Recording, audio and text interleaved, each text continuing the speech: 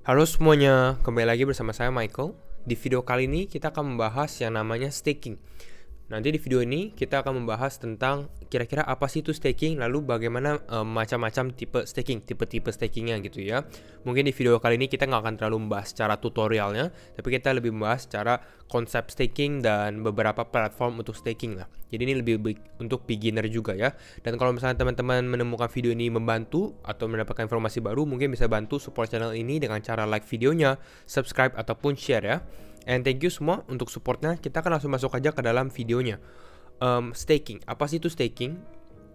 What is staking? Kita lihat dari sini ya. Ini dari si Coinbase.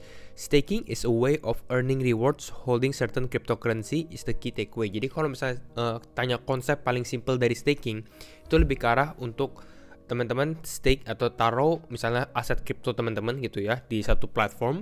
Lalu nanti dari platform itu bisa dibilang berbunga atau mendapatkan rewards gitu. Dengan apa? Dengan cara kita staking. Jadi kalau misalnya teman tanya apa sih bedanya earning, crypto earn atau crypto staking, sebenarnya hampir sama. Intinya kita deposit crypto kita, lalu kita akan mendapatkan bunga atau rewards dari hal itu. Kira-kira seperti itu ya. And how does staking work? Sebenarnya kalau teman-teman kita mau lebih deep dive untuk staking sendiri, staking ini mirip dengan mekanisme konsensus cryptocurrency gitu. Kalau teman-teman tahu namanya Bitcoin gitu ya. Bitcoin ini kan pakai proof of work gitu ya. Jadi artinya kita harus di mining pakai listrik, tenaga dan lain-lain gitu ya. Bitcoin ataupun Ethereum 1.0 yang sekarang gitu ya. Nah, tapi sudah ada beberapa cryptocurrency yang sudah melakukan proof of stake. Jadi kita caranya itu menggunakan staking. Seperti apa? Seperti mungkin Cardano atau Ethereum 2.0 atau Luna, Solana dan lain-lain. Itu mereka menggunakan proof of stake. Teman-teman bisa lihat dari sini. Nah, ini dari staking reward sendiri ini adalah beberapa kripto memang yang menggunakan staking gitu ya. Kita ada Solana, Cardano, Ethereum 2.0, Terra Luna, Avalanche, Polkadot, ini dari staking reward sendiri. Lalu teman-teman bisa perhatikan juga kalau tanya rewardnya itu berapa sih, rewardnya bisa kita lihat dari sini. Oke, kalau Solana ini 5,75%. Jadi intinya kalau teman-teman staking Solana dalam 1 tahun mungkin teman-teman bisa mendapatkan sekitar 5,75%. Kira-kira seperti itu ya. Itu adalah konsep staking yang pertama. Jadi intinya hampir sama seperti kita deposit dana atau funds kita ke bank gitu ya. Lalu kita mendapatkan bunga dari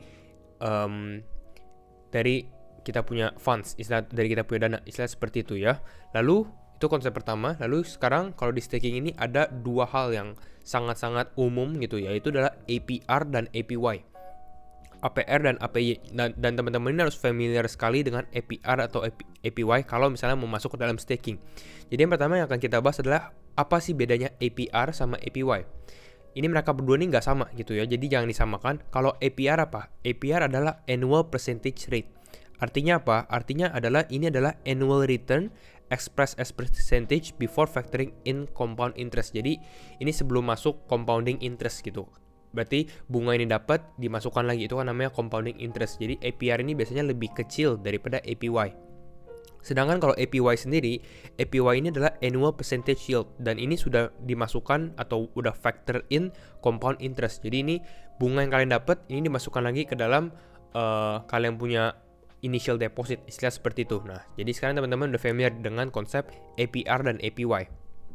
Bedanya bagaimana? Bedanya ini seperti ini. Contoh ya, kita lihat ada yang namanya APR kita berapa nih? Let's say di sini kita tadi sudah tulis 20%. Oke, anggap kita dapat 20% APR. Jadi ini annual percentage rate kita dalam 1 tahun kita dapat 20%. Gitu ya. Lalu di sini teman-teman bisa lihat kita mau compounding berapa? Annually, tahunan, semi-annually, monthly, weekly, daily. Bahkan kalau di crypto bisa sampai yang setiap 6 jam, bahkan ada setiap jam juga gitu ya. Di sini cuma bisa sampai daily, jadi kita tulis daily. Jadi kalau dengan 20% APR dan kita compoundnya daily, itu kita bisa mendapatkan 22,1% APY. Gitu, cukup besar sebenarnya kalau misalnya seperti ini ya. Tergantung asetnya juga sih yang kita stakingan itu apa. Gitu. Jadi intinya itu APR dan APY. Lalu kalau teman-teman lihat ini juga adalah compound interest calculator gitu. Jadi ini kalau misalnya kita hitung compound interestnya. Misal kalau misalnya kita lihat minta contoh gitu ya. Initial deposit kita $1.000 gitu ya. Initial deposit kita $1.000. Ini contribution kita nolin. Nah, investment time spend kita misalnya 5 tahun gitu. Jadi ini kita invest untuk 5 tahun dari sekarang 2022 sampai 2026. gitu ya. Tadi kita lihat estimate rate of return kita 20%. Jadi bisa dibilang kalau misalnya kita compound frekuensinya daily gitu ya. Ini dari interest saja atau dari bunga saja kita bisa mendapatkan $2.718. Ini totalnya $2.718 dengan interest kita sekitar $1.718. Itu dari bunganya saja setiap 20% per tahun. Itu APY-nya gitu ya. Jadi ya bisa dibilang cukup menarik kalau misalnya kita lihat ini dari compound interest. Bahkan kalau misalnya teman-teman mau lebih kompleks lagi, mungkin dengan dollar cost averaging kita tambahin $100 setiap bulannya gitu ya. Ini lebih banyak lagi, bisa sampai $13.000 gitu ya. Ini hanya sebuah kalkulator untuk compound interest. Jadi sekarang teman-teman udah tahu kira-kira APR apa, APY apa, compound interest apa gitu ya. Jadi udah tahu. Nah, sekarang kita masuk ke dalam stakingnya sendiri. Kita mulai bahas dari tipenya, jenisnya, bahkan ada platformnya. Kira-kira apa sih itu stakingnya? Pertama dari tipe. Ini cukup mudah sebenarnya. Kalau tipe ada lock staking sama flexible staking.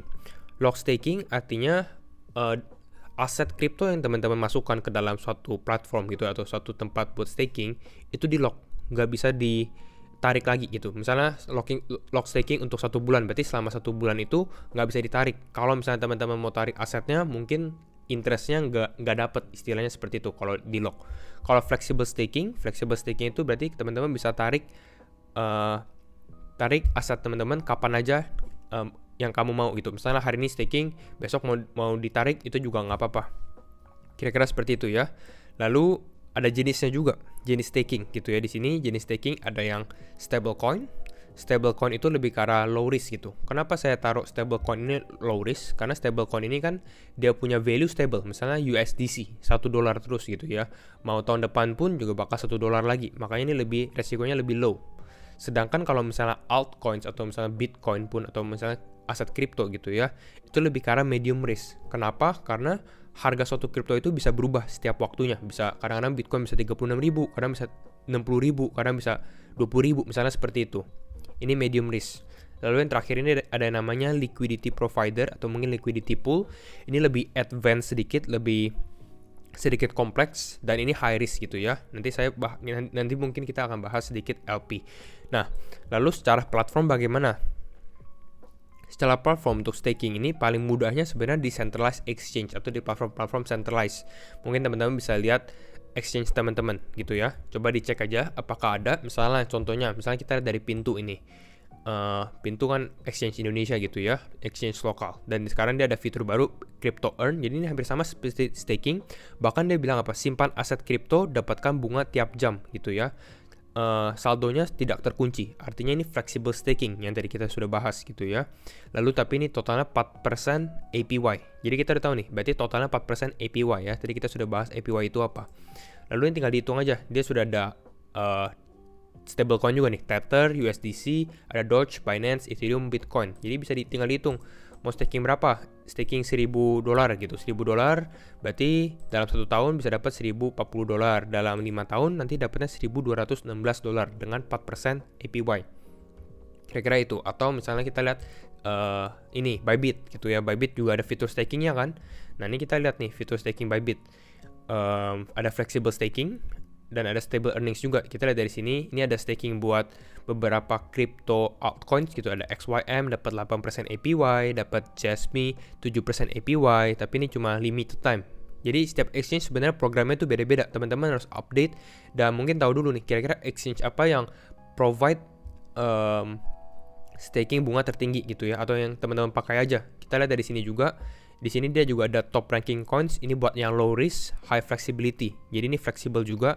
Kalau untuk Bitcoin 0,88% APY, untuk Ethereum 1%, untuk USDT 3% APY, untuk USDC 2,5% APY gitu ya. Lalu teman-teman bisa lihat berapa banyak sih jumlah stakingnya. Kita lihat di sini jumlah Bitcoin ada sekitar 1000 Bitcoin yang di stake. Ini ada 8.500 Ethereum dan lain-lain. Semakin besar sebenarnya semakin bagus. Berarti orang semakin percaya. Kira-kira gitu ini untuk staking centralized exchange lah gitu ya. Dan apa kelebihan centralized exchange? Kelebihan centralized exchange adalah resikonya lebih rendah gitu ya. Resiko lebih rendah, tapi bukan berarti nggak ada resiko. Tetap ada resiko. Kalau misalnya centralized exchange-nya ke-hack, lalu dananya diambil, apakah ada possibility? Yes, ada gitu ya. Tapi at least ada pertanggungjawaban kalau misalnya staking di centralized exchange. Lalu tapi kelemahannya apa? Kelemahannya APR atau APY-nya lebih rendah. Intinya seperti itu, dan lebih mudah dimengerti karena gampang gitu ya. Hanya tinggal transfer duit, lalu tinggal langsung stake now aja gitu, tinggal transfer kriptonya. Nah, lalu ada yang lebih advance lagi. Ini mungkin akan sedikit kompleks, yaitu adalah decentralized finance atau kita DeFi. Nah, ini namanya kita baru staking di kriptonya gitu. Jadi ini benar-benar masuk ke decentralized finance-nya. Dan ini cukup menarik sebenarnya kalau teman-teman bisa pelajarin hal ini ya. Bagaimana cara masuk ke decentralized exchange? Pasti menggunakan wallet gitu ya. Kita menggunakan decentralized wallet. Bisa seperti MetaMask ini. Saya ada tutorial sendiri untuk MetaMask. Kalau teman-teman mau, nanti bisa saya linkin deskripsi juga. Jadi MetaMask ini untuk Ethereum dan beberapa layer 1 yang support Ethereum Virtual Machine juga, EVM gitu ya. Lalu ada juga seperti Terra Luna, ini dengan dengan Terra Station Wallet-nya juga. Ini juga cukup menarik. Ada Phantom Wallet ini untuk Solana gitu ya. Dan misalnya contoh, kita lihat dari Terra Station sendiri. Ini kalau teman-teman punya Luna gitu ya, teman-teman dengan download Terra Station, lalu teman-teman ini ada bisa tinggal langsung stake. Jadi di sini stake Luna and earn rewards. Ini sudah di walletnya sendiri gitu. Jadi teman-teman harus deep dive sih, harus pelajarin lagi bisa stake di mana. Kira-kira seperti itu ya. Ini dari Terra Luna sendiri ada validatornya gitu ya. Cardano juga ada karena Cardano proof of stake gitu ya. Nanti kita bisa lihat dari sini Cardano ini dari Adapulse, teman-teman bisa lihat ini ada sekitar rewardnya 4% per tahun gitu, 4%, ada 3,5%. Ini tergantung validatornya. Memang ini lebih cukup advance, teman-teman harus bikin wallet, harus mengerti dan lain-lain, tapi saya yakin ini kalau dipelajarin cukup mendapatkan imbalannya juga lah gitu ya. Lalu ada FTM juga. FTM misalnya teman-teman bisa stake di websitenya sendiri. Ini ada namanya Phantom Staking. Ini juga ada. Kalau Phantom ini bisa di lock. Misalnya teman-teman lock selama 1 tahun, ini bisa dapat APR sekitar 14%. Kalau mau fleksibel atau hanya lock sekitar 2 minggu, ini dapat APR sekitar 4,6%. Kira-kira seperti itu. Lalu kalau mau lebih advance, mungkin bisa memakai decentralized application dari platform staking tersebut, misalnya aplikasi-aplikasinya gitu ya. Misalnya teman-teman lihat dari Anchor Protocol ini. Anchor Protocol adalah salah satu di apps di ekosistem Terra Luna gitu ya. Ini untuk kalian minjem duit, minjem kripto gitu ya. Ini juga bisa di sini, atau earn crypto dengan deposit. Ini kita bisa lihat total deposit Anchor Protocol ini sekitar 6 billion atau 6 miliar dolar gitu ya. Dan ini artinya apa?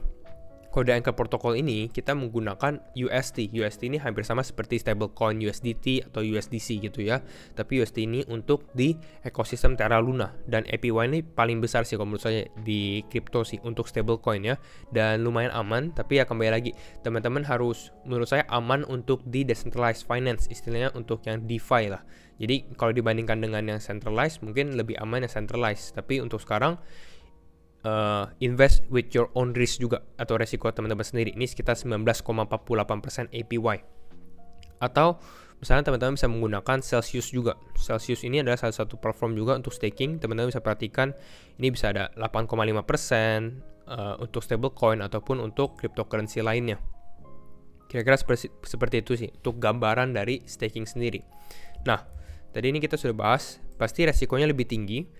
Lalu APY-nya juga lebih tinggi, tapi barrier of entry-nya lebih tinggi juga gitu. Artinya teman-teman harus pelajarin dulu kalau misalnya masuk decentralized finance gitu ya.